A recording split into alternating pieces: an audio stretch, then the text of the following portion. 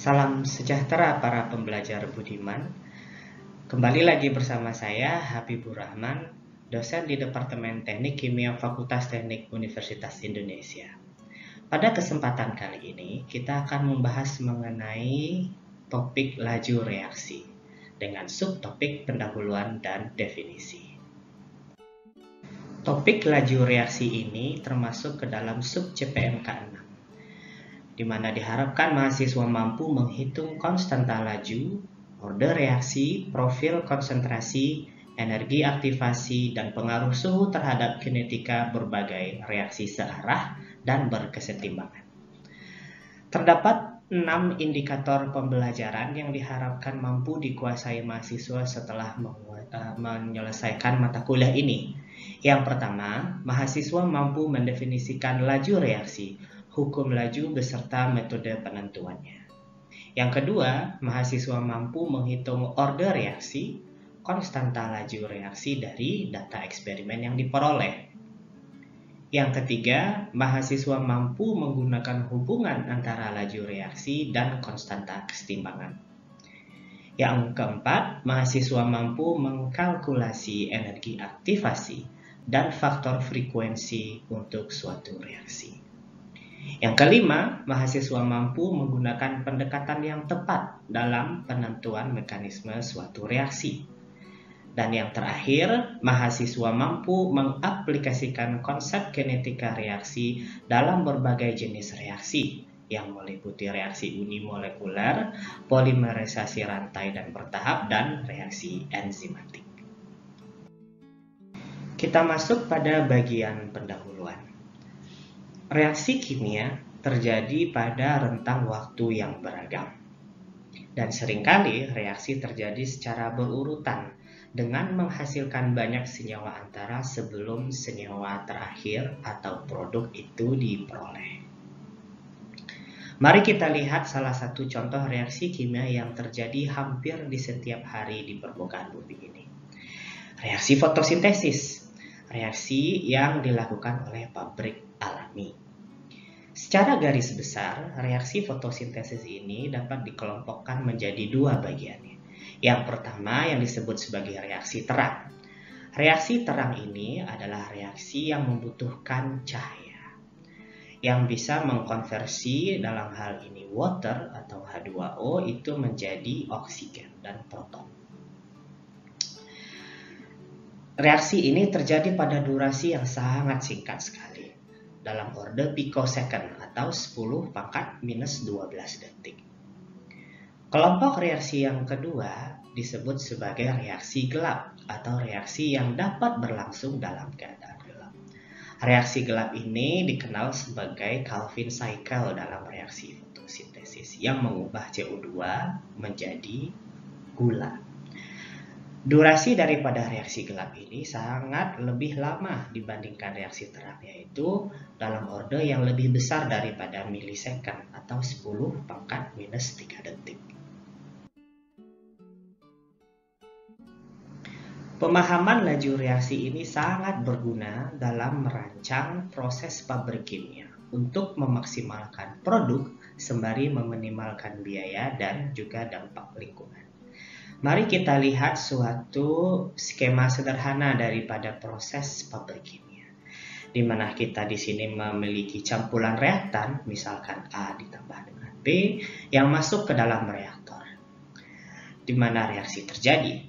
Ketika reaksi terjadi, produk akan dihasilkan dan campuran produk ini bisa kita pisahkan untuk mendapatkan produk atas dan juga produk bawah. Pemisahannya ini berdasarkan konsep distilasi yang memisahkan senyawa berdasarkan relatif volatility. Pertimbangan-pertimbangan yang perlu kita lakukan untuk memaksimalkan produk, meminimalkan biaya dan dampak lingkungan itu meliputi yang pertama, suhu dan tekanan operasi. Yang kedua, jenis dan jumlah katalis. Dan yang ketiga, teknik separasi yang akan kita gunakan. Apakah menggunakan distilasi, pemisahan melalui membran, evaporasi, ekstraksi, dan lain sebagainya. Kita telah membahas mengenai pentingnya pemahaman laju reaksi. Pada slide kali ini kita akan membahas mengenai apa itu laju reaksi. Laju reaksi berkenaan dengan seberapa cepat reaktan terkonsumsi dan seberapa cepat produk terbentuk. Mari kita misalkan suatu reaksi sederhana, reaksi isomerisasi dari R menuju P, atau dari reaktan menuju produk. Berikut adalah profil konsentrasi reaktan dan produk seiring dengan berjalannya waktu. Konsentrasi reaktan mula-mula adalah 1 milimolar. Seiring dengan berjalannya waktu, konsentrasi ini akan menurun. Konsentrasi produk itu mulai dari 0 dan seiring dengan berjalannya waktu, konsentrasinya akan meningkat karena produk terbentuk. Kita bisa di sini mendefinisikan laju rata-rata. Laju rata-rata diperoleh dengan menghitung perubahan konsentrasi R dibagi dengan waktu, atau menghitung perubahan konsentrasi P dibagi dengan interval waktu. Laju rata-rata ini adalah suatu besaran yang positif. Perhatikan tanda minus dan positif pada persamaan di atas. Tanda minus diperlukan untuk ekspresi delta R. Kenapa? Karena konsentrasi reaktan itu berkurang seiring dengan berjalannya waktu. Artinya delta R ini bernilai negatif. Untuk membuat laju rata-rata itu bernilai positif, maka perlu kita kalikan dengan minus 1. Maka tanda minus kita sematkan di sini. Berikut adalah profil konsentrasi R dan P seiring dengan berjalannya waktu. Nah, bisa kita lihat di sini dari 2 ke 4 ke 6, konsentrasi R itu berkurang dan konsentrasi P itu bertambah.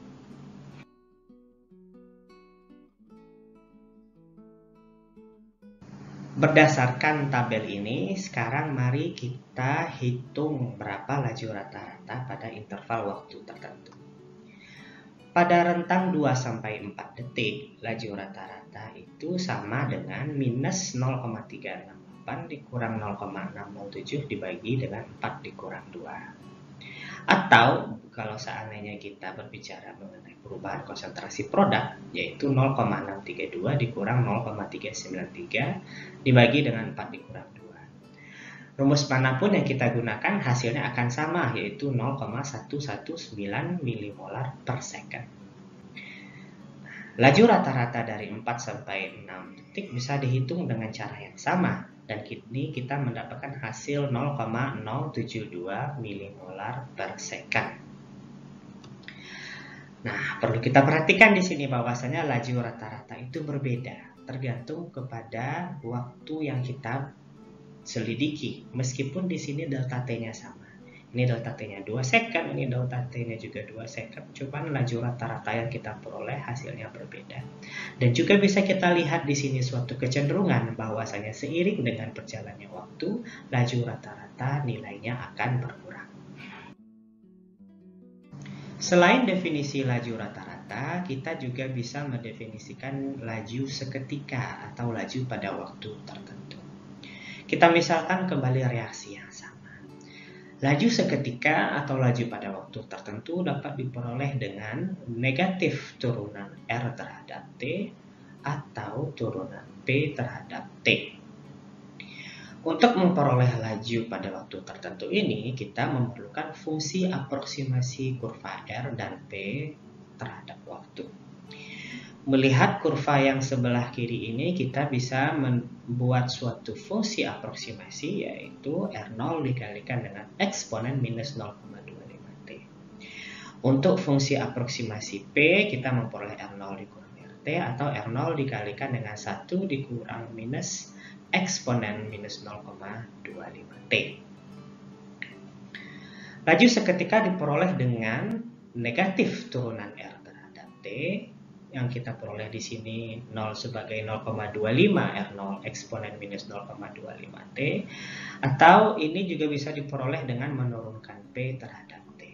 Jadi angkanya atau ekspresi yang didapatkan itu harus sama.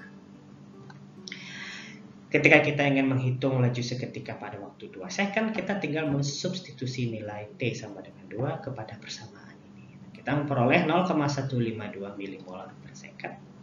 pada 4 second kita pada 0,092 milimolar per second, dan pada 6 second kita memperoleh 0,056 milimolar per second. Dan sama observasinya dengan laju rata-rata, kita di sini melihat bahwasanya laju reaksi itu berkurang seiring dengan bertambahnya waktu. Karena juga konsentrasi reaktan juga berkurang seiring dengan berjalannya waktu.